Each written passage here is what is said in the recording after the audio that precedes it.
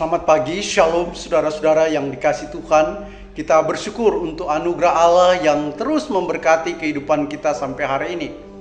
Pagi ini kembali kita akan sama-sama merenungkan satu bagian firman Tuhan yang diambil dari Ulangan pasal 13 ayat 1 hingga yang kelima. Saya akan membaca ayat yang kelima bagi kita semua.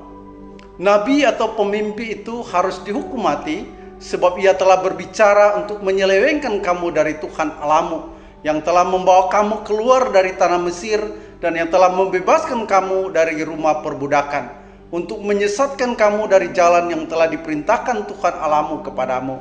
Demikianlah engkau harus menyingkirkan kejahatan dari tengah-tengahmu.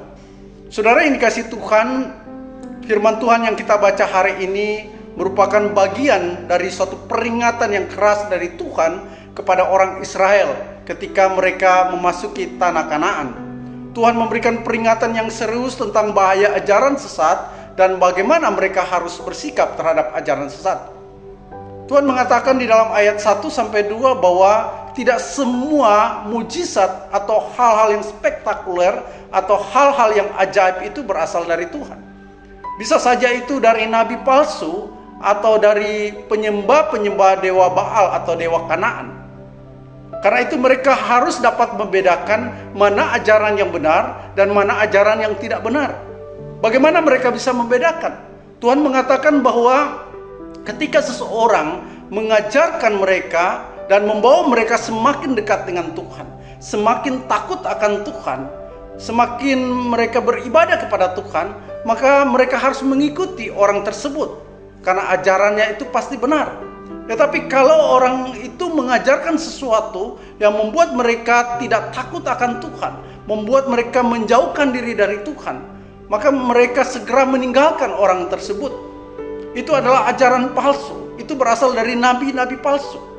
Nah, saudara, berkaitan dengan nabi palsu atau ajaran-ajaran palsu atau penyesatan, hari ini kita melihat bahwa bukan saja di zaman Alkitab, hari ini ada begitu banyak ajaran-ajaran sesat yang mengajarkan sesuatu yang kelihatan bahwa itu adalah firman Tuhan.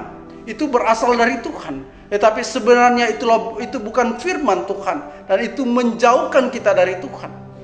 Saudara yang dikasihi Tuhan, kita tahu bersama bahwa hari ini ada orang-orang tertentu yang kelihatannya mereka memakai nama Tuhan untuk melakukan mujizat-mujizat yang besar. Tetapi kita juga perlu mengetahui apakah itu benar dari Tuhan atau itu bukan dari Tuhan. Bagaimana kita bisa membedakan? Tuhan Yesus katakan kita harus dapat melihat dari buah yang dihasilkan. Pohon yang baik akan menghasilkan buah yang baik.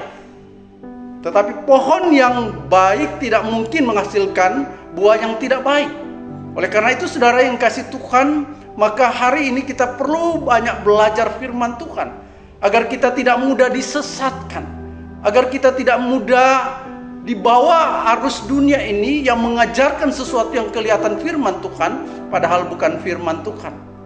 Mari kita sama-sama memohon kepada Tuhan, agar Tuhan memberi kita hikmat untuk dapat membedakan mana pengajaran yang benar dan mana pengajaran yang tidak benar.